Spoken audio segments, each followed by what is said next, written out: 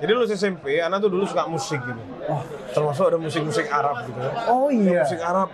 Ana penasaran nih artinya apa gitu. Ustaz, selama mondok di Al Irsyad Tenggaran, Ustaz, siapa guru yang paling berkesan di hati antum, Ustaz? Berarti untuk anak-anak sekarang yang lagi semangat belajar agama, sebenarnya yang dipelajari pertama setelah tauhid dan sholat itu berarti adalah Mau jadi apa? Assalamualaikum Ustaz. Waalaikumsalam. Masya Allah, sehat Ustaz ya? Pakai fit, Masya Allah, alhamdulillah. Ustaz Abu Irbat dari Lombok ya Ustaz ya? Betul. Anda tinggal di Lombok, Ustaz? Movie Hanif Talib. Abu Irbat di bawahnya sudah. Oh iya. Udah ganti Movie Talib Ada. sekarang. Iya. Ustaz, Movie Talib, Hamdulillah ta'ala. Ustaz, Anda mau izin dulu sebentar Ustaz. Nah, Anda tuh sering pakai tulisan antum, Ustaz. Sering pakai tulisan antum untuk jadi bahan pelajaran di kelas belajar ngomong. oh, apa? Benar, Tulisan ada apa? di buku antum yang ada apa dengan surga? Ada apa di surga itu, Ustaz? Yang buku ada, Ustaz.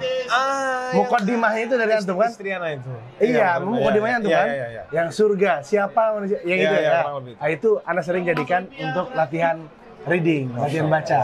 Izin Ustaz ya? Udah dipakai baru izin. Ustaz, Apa memang free pakai itu? Alhamdulillah. Apa ya? Ustaz, jadi banyak orang yang penasaran, Ustaz kita tuh dulu sekolahnya apakah dari kecil udah pesantren? Apakah dari kecil sudah hafal Quran? Boleh Ustaz, berbagi sedikit Ustaz. Kalau antum dari mulai lahir dan sekolah di mana Ustaz? Ya. Subhanallah, ya. Anak bukan siapa-siapa aja, Mak ya. Iya. Sebenarnya tidak pantas juga dipanggil Ustaz. Ya. Iya. Subhanallah. Dulu kita seperti anak-anak yang lain biasa. Anak TK sekolah di Madura, di rumah di situ. Terus SD di SDIT ya, Islam Terpadu biasa. Oke. Terus SMP negeri. Enggak pesantren? Negeri nyampur. Kita dulu masih belum tahu agama gitu. Dulu awal-awal tahun 90-an masuk tahun 2000 kita nggak paham apa-apa gitu. Background orang tua dulu nggak ini ya? Orang Bukan tua ya kiai orang gitu. awam juga, orang biasa. Tapi setelah lulus, jadi ceritanya nih sebenarnya ini anak bocoran aja. Ada, baru di sini doang Ustaz. Jadi kenapa kok anak memilih jalur anak sekolah di pesantren ujungnya nanti? Oke. Jadi lulus SMP, anak tuh dulu suka musik gitu. Termasuk ada musik-musik Arab gitu ya. Oh iya. Musik Arab. Anak penasaran nih artinya apa gitu.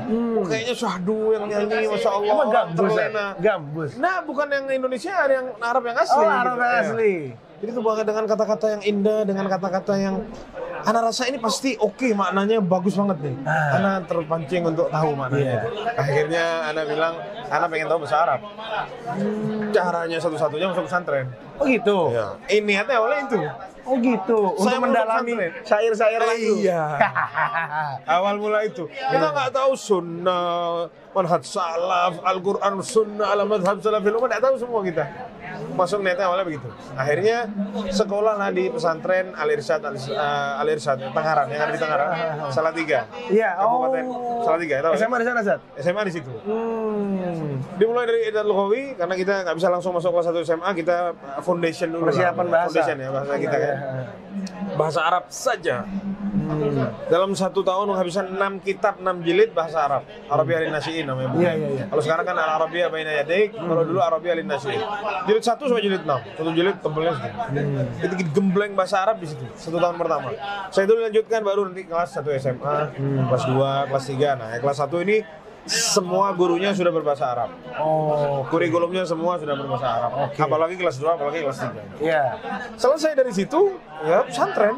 Banyak kita masih nakal-nakal lah dulu, masih coba begini, kabur ke sana. Iya. Namanya anak muda ya. Lulus dari situ baru kita di situ itu di pesantren kita tahu ini di luar ada yang namanya bid'ah, ada yang namanya syirik. Ini syirik, dosa ada diampuni sama Allah. Kita tahunya di situ. Tinggal di Madura, Ustaz? Anak dari kecil TK sampai lulus SMP di Madura. Nah di Madura itu kan berarti kan kita sama-sama paham didominasi oleh betul. satu warna gitu. Makanya kita saat anak pulang waktu itu liburan, anak lihat anak ini kok lain sendiri dari yang lain. Iya. Seakan-akan anak bawa apa pemikiran baru gitu. Tapi anak diem ya, anak disayati sama ibu.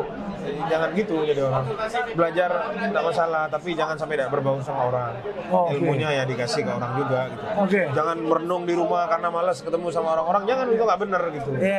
Akhirnya oh iya juga ya. Akhirnya ya santai-santai aja.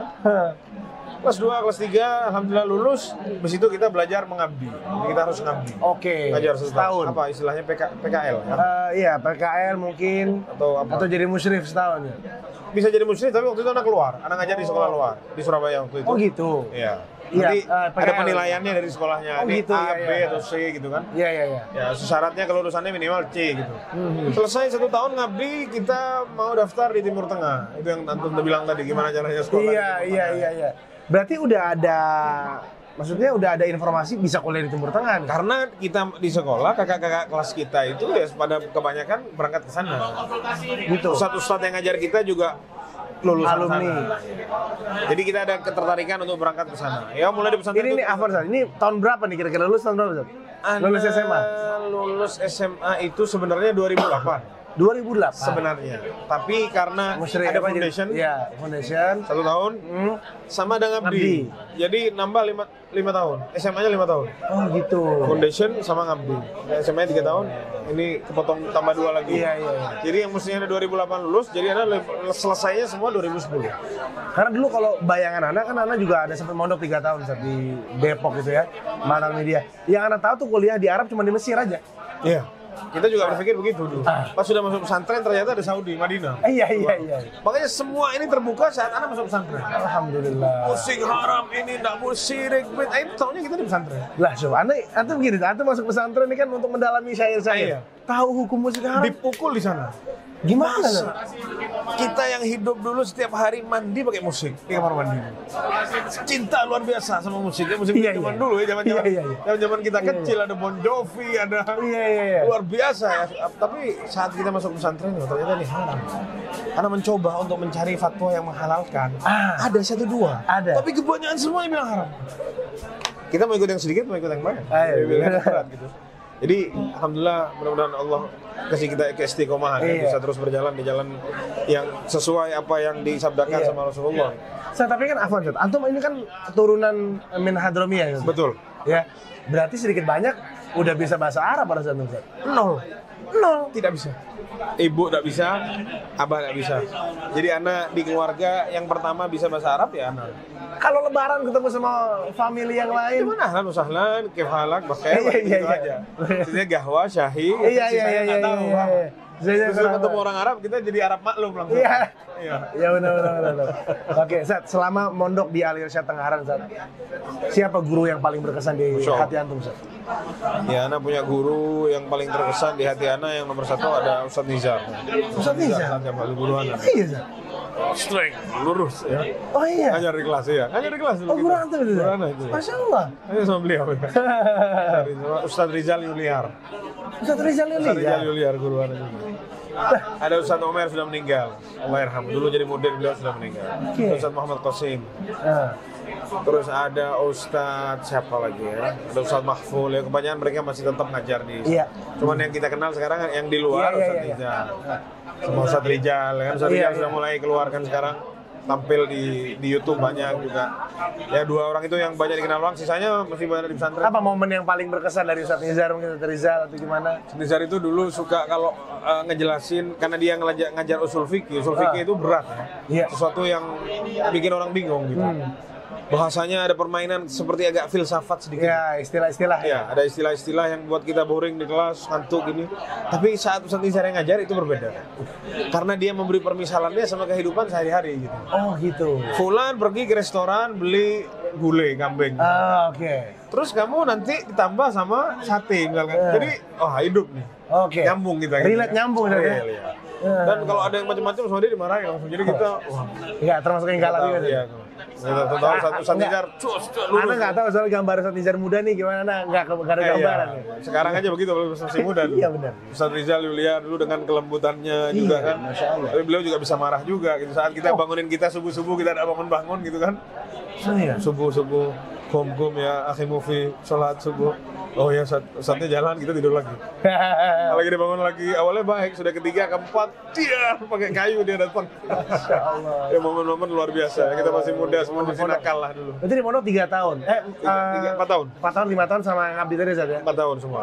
Selesai Ngabdi di luar, ini, ya. ngabdi di Surabaya tadi ya. Selesai itu baru kuliah ke Madinah. Awalnya daftar Libya, daftar Madinah, Anda berangkat ke Madinah, tapi nggak keterima. Jadi untuk mengisi kekosongan, Anda daftar di Libya. Oke. Alhamdulillah di Lipia kan dulu ada 7 jenjangnya Lipia itu ada 7 tahun. Iya, iya. Orang kalau dari 0 masuk Lipia itu dulu 7 tahun. Oke. Iqdad 2 tahun, takmili 1 tahun, baru syariah 4 tahun. Oke. Iqdad anak loncat, anak langsung masuk takmili dulu. Karena Sudah sekolah besar. Udah ada sekolah. Ngapain anak ulang lagi. Jadi anak mulai dari takmili. Subhanallah 1 tahun di takmili, anak ingat 1 tahun 2011. 2011 masuk Januari di takmili. 2011 November keluar nama anak di Jamiah Islamiyah. Keterima. Karena anak sempat daftar lagi. Iya. Keterima November tapi anak lanjutin aja sekolah karena anak tahu pengurusannya lama waktu itu. Iya. Nggak mungkin langsung sekarang diterima pekan depan berangkat, nggak mungkin. Iya. Sudah waktu 2 jam 2 bulan 3 bulan. Jadi anak lebih baik anak selesai takmili. Desember akhir selesai, Januari sudah lulus takmili. Februari, Maret anak berangkat ke Madinah. Apa tuh? Takmil itu istilah untuk apa sih? Untuk tingkat Takmili pertama. artinya bukan. Jadi kalau kita bilang anak Iqdad itu belajar pelajarannya anak SMP di Saudi lah kurang lebih. Oke. Takmili ini pelajaran bahasanya anak SMA dipepatkan jadi setahun. Oh, gitu. Lebih tinggi sedikit. advance lagi. Iya. Oke. Baru setelah itu dia bisa kuliah. Iya. Baru masuk akhirnya ke Madinah. Setelah anak takmili, anak sudah daftar untuk masuk syariah Iya, di iya, Libya. Ternyata mana keluar di Madinah. Akhirnya alhamdulillah berangkat. Madinah. Jurusan apa, Ustaz? Anak ambil jurusan syariah. Jurusan syariah. Jurusan syariah itu, Anda nggak tahu, Anda nggak ada gambaran. Belajar apa, Ustaz? Karena kan ada jurusan hadisnya, ada jurusan Qur'annya. Di Madinah, Ustaz ya? Jurusan Ada dakwah juga. Iya, kuliah Nah, syariah hadis. ini kayak Iya, jadi merangkum semua. Jadi di Jamiah itu ada yang pertama yang paling banyak peminatnya tuh kuliah yang katanya orang paling gampang tuh kuliah dakwah usuluddin. Dakwah sedih. Dulu sama orang-orang dibilang kuliatul banat ya, kuliahnya anak perempuan kata. Waduh. Di ya nomor paling bawah lah gitu. Terus di atasnya itu ada kuliatul hadis, terus kuliah syariah. Terus ada kuliah Al-Qur'an sama kuliah lughah. Kuliah Quran, kuliah lughah. 5 jurusan. Anak ambil kuliah syariah. Jadi kuliah hadis ini dia mempelajari tentang segala sesuatu yang berkaitan dengan hadis Nabi. Betul. Ilmu rijal, bahas masalah orang-orang yang meriwayatkan hadis, jarh wa ta'dil, Iya. yang bisa diambil omongannya atau tidak, bahas masalah ilmu mustalahul hadis, ilmu alat saat orang mau tahu nih hadis, mau takhrij hadis ini hadis sahih atau enggak, mau ditelaah sama dia, nanti keluar hukumnya ini hadisnya apa, itu perlu mustalahul hadis. Iya. Terus dia ada fiqh sunnahnya juga, kayak seperti kitabnya Muharrar namanya. Iya. Mirip sama Riyadhus Shalihin, mirip sama Bulughul Maram. Ada 1000 sekian hadis lah. Iya. Yaitu satu kuliah, satu S1 itu habis satu buku itu. Jadi satu semester ada 160 hadis yang perlu dia hafal. Dia hafal. Iya, harus berat. Hafal dengan sanadnya. Iya. Sama ilal namanya, ilal. Ini karena di hadis ini ada fulan, jadinya hadisnya hukumnya begini. Iya. Itu kuliah hadis begitu. Jadi berat kuliah hadis. Dan Ustaz Firanda dan beberapa ustaz kita tuh S1-nya kuliah hadis. Ya, Ustaz Sofyan Baswedan ya. Ustaz Sofyan sampai S3 Ustaz. Sampai situ ya. Terus kita loncat ke kuliah dakwah usuluddin. Kuliah dakwah usuluddin ini dia berperan atau dia isi kuliahnya itu tentang dakwah, gimana caranya mentarbiyah orang, mendakwahkan orang, fikih dakwah, bagaimana caranya ini mad'u kamu, audiensnya kamu orangnya begini, kamu harus nah, itu dipelajari sih. Itu kuliahnya Ustaz Syafiq. Jadi kita nggak kaget, Ustaz Syafiq paham ya gimana caranya ngobrol sama orang. Dia S3 di bidang itu. Masya Allah. Luar biasa. Jadi dahsyat ya Ustaz Syafiq, Masya Allah. Tapi di kuliah dakwah usuluddin juga ada dia basicnya ke akidah. Jadi setiap hari ada pelajaran tauhid. Karena jurusannya ke dakwah dan tauhid. Makanya kata para ulama kan tauhid ini adalah dakwah yang paling pertama. Jadi dakwah disanding sama tauhid. Makanya S2-nya nanti ada jurusan dakwah, ada jurusan akidah di kuliah dakwah dan usuluddin. Walaupun jurusan akidah, Ustaz Firanda S2-nya bel akidah, S3-nya akidah. Ustaz Ali Musri, Ustaz Muhammadur Ihsan, itu semuanya di kuliah dakwah usuluddin S2 dan S3-nya. Kemudian sekarang kuliah syariah. Kuliah syariah ini khususnya masalah fikih dan usul fikih. Oke, syariah itu berarti di fikih sama usul fikih. Jadi kalau bisa bilang kuliah hukumnya Saudi lah. Iya. Jadi orang-orang lulusan kuliah syariah itu dia bisa nanti dia ambil kuliah S2-nya jadi apa namanya? Muhami bahasa Arabnya apa? Lawyer. Bisa jadi lawyer, bisa jadi hakim nanti, qadhi. Ya itu kuliahnya di Madinah di Jamiah Islamiyah jadi jurusan syariah. Hukum, jadinya ke hukum. Setelah fikih ya kita belajar fikih 4 mazhab. Iya. Muqarrar, pusing. Iya. Kita belum pegang satu sudah diajarin 4 gitu ya. Tapi banyak syekh-syekh yang mempermudah kita. Kamu jangan ambil semua, ini kamu ambil yang ini aja. Atau kamu ambil mazhab kamu apa di negara kamu. Pegang itu terus, jangan loncat-loncat, kata Syekh. Oh, gitu nggak, Zat?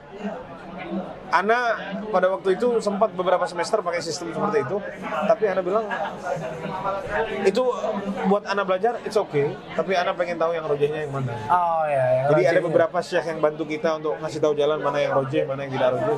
Oke, Zat. Ini belajar fikih nih, Zat. Selain luas tadi dan iya, betul. minimal 4 mazhab kan dibahas, Zat, ya. Berarti yang kelima kadang-kadang ada Ibnu Hazm juga. Ada 5 di sini ya. Iya, berarti fitnah bahwa orang yang kuliah di Saudi nggak bermadhab salah, Zat, ya? Oh salah, kita diajarin madhab-madhabnya di sana. Macam-macam ya. Belajarnya lebar, mendalam juga, Zat, ya. Pendapat-pendapatnya. Dan kalau keluar harus lapang dada dengan perbedaan, Zat. Betul, pasti anak kuliah syariah, kalau lulus dari kuliah syariah pasti dia yang paling lunak lah. Daripada yang anak kuliah hadis sama kuliah hadis kan ya harus ini hadisnya begini nih. Karena ya menjaga kemuliaan agama tadi. Kita masih bisa bilang ini istilah di kalangan para ulama, kita tidak boleh terlalu tajam untuk kerap kali di kelas ribut ya. Ada yang datang dari Pakistan atau datang dari Cina, dia bawa mazhabnya Hanafi. Yang Saudi Hambali, keras Saudi Hambali. Indonesia campur, ada yang Hambali, ada yang Syafi'i. Ribut di kelas. Jangan nyalain Abu Hanifah, kata dia. Kita mata-mata ribut di kelas kadang-kadang. Seperti itu kalau kuliah syariah begitu. Iya. Tapi ya lama-lama ya namanya teman kita juga hal biasa seperti itu. Iya. Kuliah syariah dan lagi ada usul fikih di situ. Ini usul fikih ini lebih ruwet lagi. Iya. Susah lagi. Karena ada kaitannya sama bahasa juga, Zat. Ya itu permainan bahasa diputer-puter sama dia nak bahas masalah hukum. Jadi dia tidak berbahas hukumnya ini apa halal haram. Iya. Usul fikih. Dia bahasnya kenapa kok haram? Oh. Apa itu haram? Apa itu wajib? Apa itu sunnah? Iya. Kamu bisa bilang itu haram, mana dalilnya? Kita bahas harus dalilnya. Kalau dalilnya bahasanya seperti ini berarti bukan haram dong, berarti begini, berarti. Jadi lebih membahas tentang dalil daripada membahas hukum. Kalau hukum kan bahas hukum. Kalau fikih membahas hukum. Iya. Kalau usul fikih membahas dalil. Kalau fikih membahas hasil jadi. Hukum, ya. Hasil jadi. Halal, haram. Iya, halal, haram, fikih. Kalau usul fikih enggak. Adil lah yang dibahas dalilnya. Iya. Kenapa? Kok di hadis ini kamu bilang gara-gara hadis ini hukumnya jadi haram? Kenapa? Coba dijelasin. Oh, karena ada kata seperti ini, sedangkan kata seperti ini menarik jadi begini, kaidahnya seperti ini, jadi keluarnya hukumnya haram. Iya. Berarti untuk anak-anak sekarang yang lagi semangat belajar agama, sebenarnya yang dipelajari pertama setelah tauhid dan sholat itu berarti adalah bahasa Kalau Arab. untuk dia mau harus bahasa Arab. Untuk fondasi dari semua kita harus tahu bahasa Arab. Karena di Jamiah juga ada kuliah lughah. Jadi sama kayak di Libya. Iya. Jadi khusus bahas sastra Arab bahasa, ya? iya. Bukan sastra Arab itu. Di bahasa. Itu kuliah lughah lain itu. Itu lain? perdalam lebih dalam lagi lain. Saat dia mau jadi ahli di bidang bahasa dia kuliah itu. Tapi sebagai fondasi ada 2 tahun di Saudi. Ada nggak Ustaz kita yang ambil lughah dan Ustadz Habib sebenarnya Salim Mohdar. Beliau itu lulusan bahasa. Beliau lulusan bahasa. Kebanyakan kita dari syariah atau dari hadis atau dari dakwah Usuluddin. Kebanyakan dari 3 ini. Iya. 1-2 orang yang kuliah Quran kayak Ustadz MH Ayatullah kalau nggak salah dia lulusan kuliah Quran. Sampai S3 ya. Karena beliau masuk sudah hafid Quran. Sekeluarga kakak adik hafid Quran semua. Masya Allah. Ya, jadi runutannya setelah kalau orang benar-benar mau belajar adalah setelah dia belajar tauhid dan sholatnya dibenerin, maka kalau dia mau benar-benar belajar memperlebar ilmunya, dia perlu alat. Kayak orang mau memperluas jaringan bisnisnya, dia perlu handphone, dia perlu medsos. Nah, itu tuh bahasa Arab. Oke. Saat dia modal lah kita bilang ya, modal. Dia mau bisnis ada modalnya, ada uangnya, ada alat-alat yang bantu dia, yaitu bahasa Arab. Tapi kadang-kala ada udah mulai nyampe. Ada orang-orang yang semangat menyampaikan kebaikan tapi belum punya alatnya itu, Ustaz. Ya. Ya, itu kemarin dibahas fenomena itu. Iya. Ada kemarin Syekh Ibrahim Hafizahullah kan datang kemarin ke daurah di Lombok ya, kita semuanya ikut daurah di sana. Beliau bilang, saya dulu kajian, kata dia, saya tidak punya media sama sekali. Rekaman tidak ada, apalagi kamera, video, anak rasa tidak perlu sama itu semua. Tapi lama-lama kesini anak lihat, ini semua membantu dakwah kita. Manfaatnya besar. Anak ngomong di Indonesia, yang dengerin dari Amerika, yang dengerin dari Cina, yang dengerin dari Eropa. Anak merasa ini perlu. Jadi orang-orang, dan beliau mengasih nasihat juga untuk orang-orang atau teman-teman kita yang giat jadi bagian dakwah media sosial. Kalau dia tidak punya ilmu, jangan dia berbicara yang bukan kompetensinya dia. Cukup dia sampaikan bahasanya ulama. Dia dengar Syekh ngomong A misalkan, sampaikan omongannya Syekh itu. Dikemas sebaik mungkin. Mau pakai apa? Kadang-kadang pakai apa namanya itu? Desain grafis. Iya. Pakai apa? Tapi itu omongannya Syekh atau omongannya seorang ustaz atau omongannya itu yang dibuat. Kenapa? Karena pertanggungjawabannya berat. Saat dia berbicara tanpa ilmu, terus dia salah di situ, ditiru orangnya ambil, dia kasih tahu ke yang lain, dia kasih tahu ke yang lain. Salahnya yang tadi, yang pertama. Jadi kita main aman aja. Iya. Yang pakai menurut saya, tapi menurut Ustadz Fulan, menurut ulama ini, kita hanya menyampaikan saja. Oke. Jadi Masya Allah teman-teman semua ya. Jadi dalam menyampaikan, kadang kan orang-orang mau menyampaikan kebaikan, aduh tapi gue belum bisa nih. Padahal dia misalnya tahu kayak hal-hal. Sekarang dia mau menerjemahkan bahasa Arab, saya nggak bisa ya usah. Mending bisa atau mungkin dia fokus kepada dirinya dan keluarganya mungkin. Betul. Cukupkan di situ ya Ustaz ya. Cukup di situ, sama teman-temannya juga bisa dilihat. Teman-teman juga bisa. Tapi untuk ranah sosmed, karena kan nanti ada efek yang berkelanjutan saat nantinya. Kesian dianya. Saat dia nanti sama orang dianggap, wah ini saya harus tanya sama dia. Dia nih ahli di bidang ini. Tertipu orang sama dia, itu beban buat dia sebenarnya. Mungkin dia tidak merasa terbebani, mungkin dia merasa senang, tapi di akhirat dia jadi beban. Haram hukumnya orang buat fatwa dia tidak punya ilmunya, dosa besar. Meskipun dia benar. Iya. Meskipun dia benar, iya kan? Masalah beban.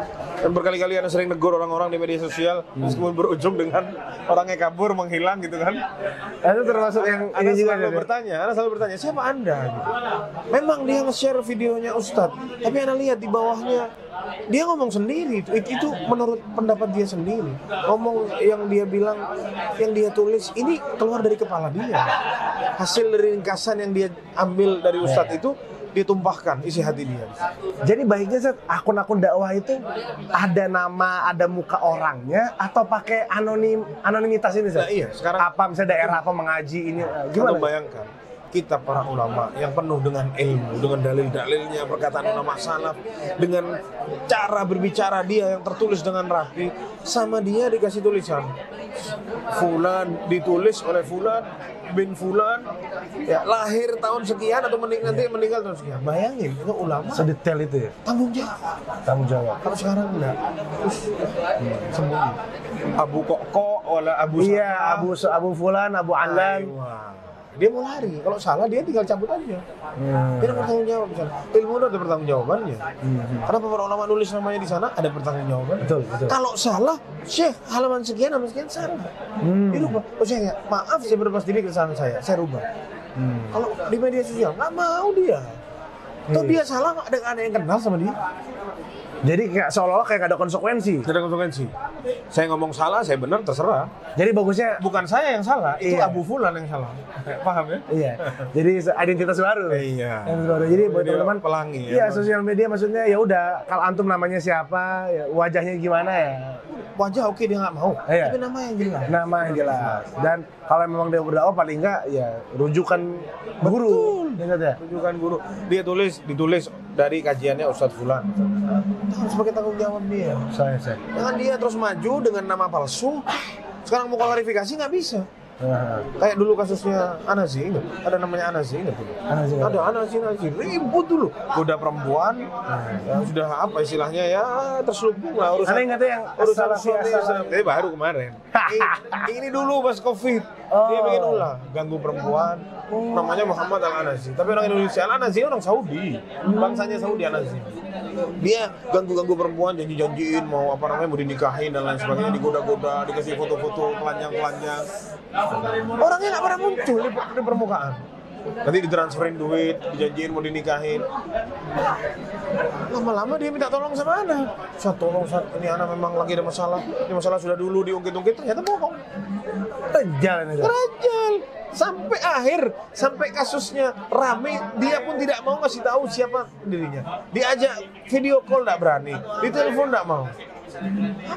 Ya Allah. Akunnya dahsyat. Anak terpukau Anda lihat akunnya.